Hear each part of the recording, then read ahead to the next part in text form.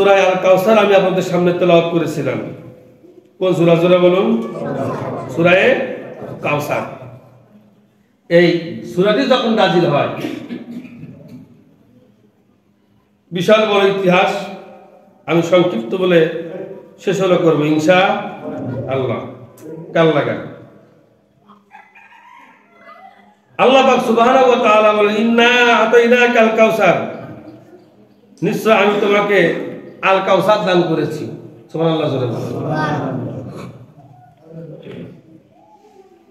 দান করলাম আর করেছি, এর মধ্যে অনেক পার্থক্য।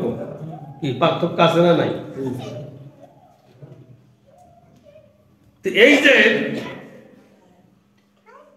নিশ্চয় আমি আপনাকে হাউজে কাউসার দান করেছি হে রাসূল, দুইটা কাজের বিনিময়। কয় কাজের বিনিময় জোরে বলুন? দুইটা কাজের বিনিময়।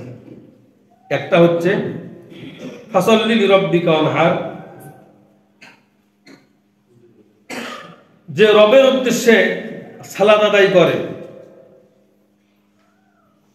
ওয়ানহার শব্দ অর্থ হচ্ছে কুরবানি, যে আল্লাহ রাস্তায় তার জান, তার মাল, তার সম্পদ, তার জীবন সবটাই আল্লাহকে সন্তুষ্ট রেখে যে চলেছে, ওই লোকের সেই কুরবানিকে কবুল করে নিয়ে তা আল্লাহ পাক সুবহানাহু ওয়া তাআলা তাকে এই কাউসারে শামিল করাবেন। সুবহানাল্লাহ জোরে বলুন।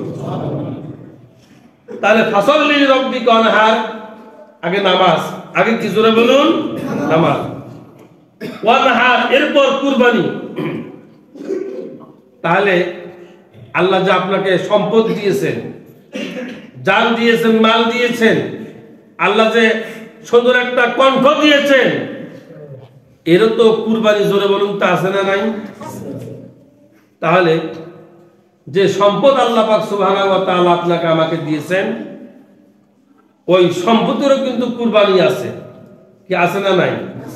তাহলে আল্লাহ যে সম্পদ দিয়েছেন, এই সম্পদটা আমি যেন আমার টার্গেট ইসলামের কাজে লাগে, আমার এই সম্পদটা যেন আল্লাহর ঘরের কাজে লাগে, আমার এই সম্পদটা যেন হক্কানি মাদ্রাসার কাজে হলো লাগে, আমার এই সম্পদটা যেন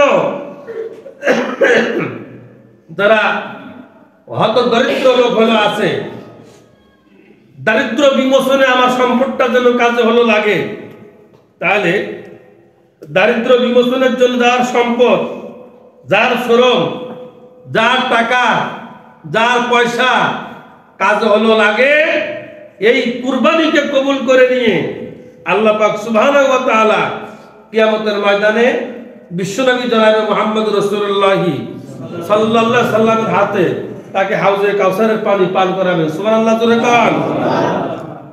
এরপর ইন্না শারিয়াকা হুয়াল আবতার, নিশ্চয় তোমার প্রতি শত্রুরা পোষণকারী নির্বংশই।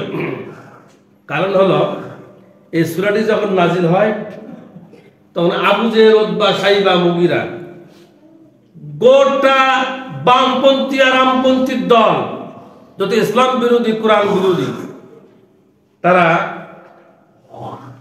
হুজুর সাল্লাল্লাহু আলাইহি সাল্লামকে অভিশপ্ত করা শুরু করলেন। তারা আল্লাহর পয়গম্বরকে বললেন নির্বংশ, লেজ কাটা। নাউজুবিল্লাহ বলে বলেন। আল্লাহর হাবিব সাল্লাল্লাহু আলাইহি সাল্লামের, নবীজি সাল্লাল্লাহু আলাইহি সাল্লামের সন্তান যখন মারা গেলেন, তখন কাফেররা হলো বলল যে মুহাম্মদের বংশ নির্বংশ হয়ে হলো যাবে। নাউজুবিল্লাহ বলে বলেন। মাকানা মুহাম্মাদুন আবা আহাদিম মির রিজালিকুম ওয়ালাকিন রাসূলুল্লাহি ওয়া খাতামান নাবিয়্যিন ওয়া কানা আল্লাহু বিকুল্লি শাইইন আলিমা। আল্লাহু আকবার জোরে বলেন।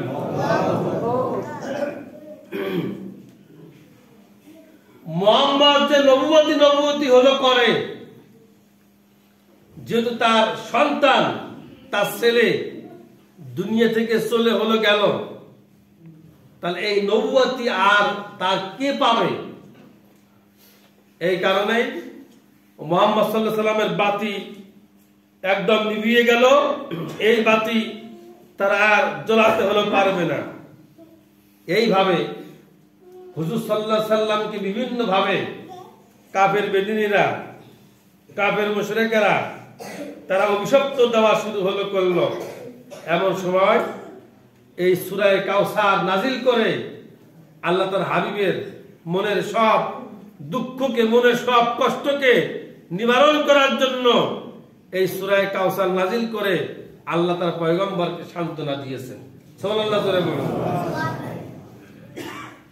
এই কারণে শুরুতে বলেছিলাম যে পৃথিবীর এমন কোন প্রশ্নের উত্তর নাই যে আপনি এই কালামুল্লাহ শরীফের ভিতরে পাবেন না। পৃথিবীতে এমন কোন জিনিস নাই যে এই কুরআনুল কারীমের ভিতরে আল্লাহ পাক সুবহানাহু ওয়া তাআলা দেন নাই।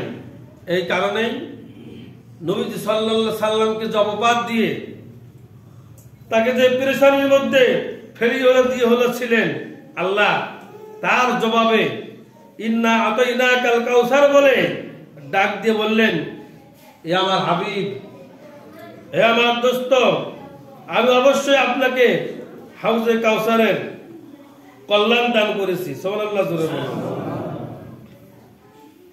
এখন এই হাউজে কাউসার জিনিসটা হচ্ছে কি, এটা তো জানার দরকার আছে। কথা বলেন না কেন? আছে না নাই?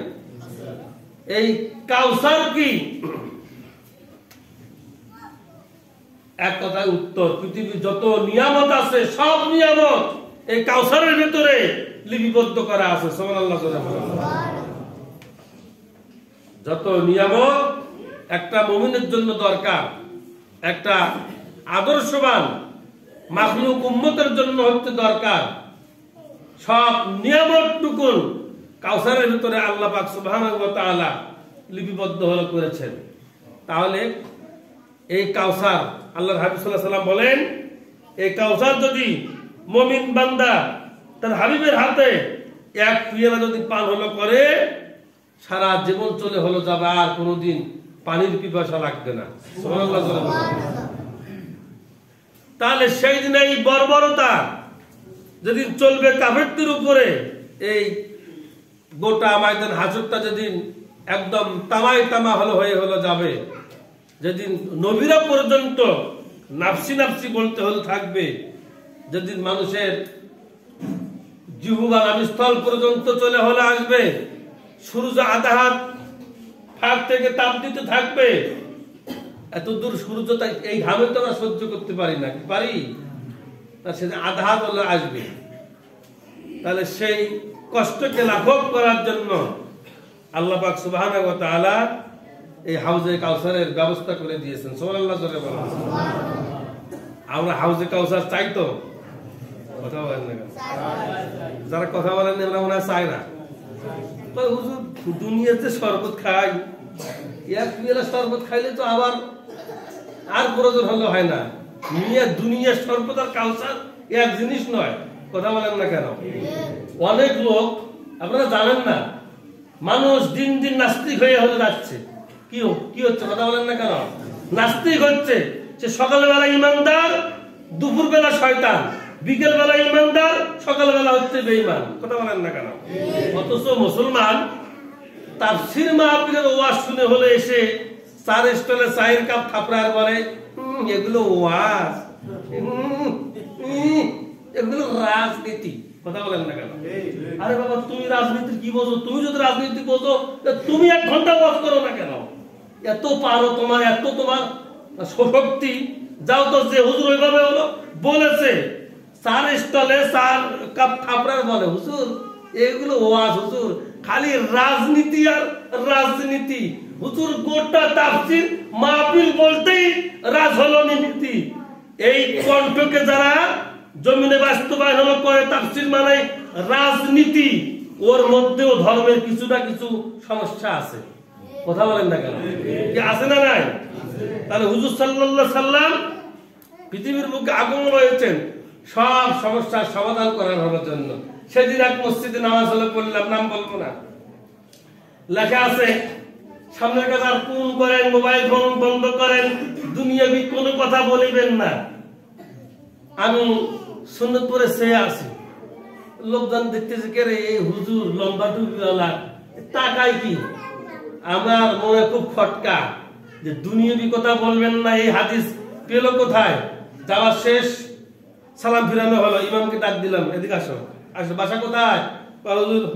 অমুক জায়গায়। বলে টাইস তো আপনি আপনার বাবার টাকা দিয়ে করেন নাই, নিশ্চয় জনগণের টাকা। কথা বলেন না কেন? হ্যাঁ, নিশ্চয় জনগণের টাকা। এখানে যে লিখেছেন দুনিয়াবি কথা বলবেন না, হুজুর সাল্লাল্লাহু আলাইহি ওয়াসাল্লাম এই মেহরাবের মধ্যে হলো বসে দুনিয়ার সমস্ত ফাঁসা কাজের ফয়সালা হলো করেছেন। হুজুর সাল্লাল্লাহু আলাইহি ওয়াসাল্লাম দুনিয়াবি সমস্ত কাজকে এই মেম্বরের মধ্যে বসে হলো ফয়সালা করেছেন। আপনি যদি জাহান্নামের আগুন থেকে বাঁচতে চান, মসজিদ কমিটির সভাপতিকে ধরেন, আজকে এটা হলো নামাজ, যদি হলো নামাজ, কিয়ামতের দিনে আপনি কয় নাম্বার ইমাম এটা আল্লাহ কিন্তু দেখে নেবেন। কথা বলেন ঠিক কিনা? আমি চলে আসার পর সভাপতি গুলো বলেছে, ঠিক আছে হুজুরের কথা মানা হলো হবে, ওটা নামিয়ে আর একটা ভালো কিছু লেখা হলো। আমি বলেছি ওটা নামিয়ে লাগা লা ইলাহা ইল্লাল্লাহু মুহাম্মাদুর রাসূলুল্লাহ। এই ডিবেট করা হলো যাবে না, লা ইলাহা ইল্লাল্লাহু মুহাম্মাদুর রাসূলুল্লাহ একসঙ্গেই থাকবে। লা ইলাহা ইল্লাল্লাহ ডান পাশে, মুহাম্মাদুর রাসূলুল্লাহ বাম পাশে। খবরদার এই ডিবেট কোন জনের মানে ইমানদার মুসলমানদের মধ্যে যেন না হলো থাকে। সকালবেলা বেঈমান, দুপুরবেলা হচ্ছে কি ইমানদার, তার এই ইমান দিয়ে কোনো কি কাজ কি হবে না। সুতরাং ভাই, রাগ নয়, গালি নয়, আমরা সকলেই হলো মরবো, ইমানটা তরু তাজা করে নিয়ে যেন যেতে হলো পারি। আল্লাহ সকলকে তৌফিক দান করুক। চলে বলুন আল্লাহুম্মা আমিন।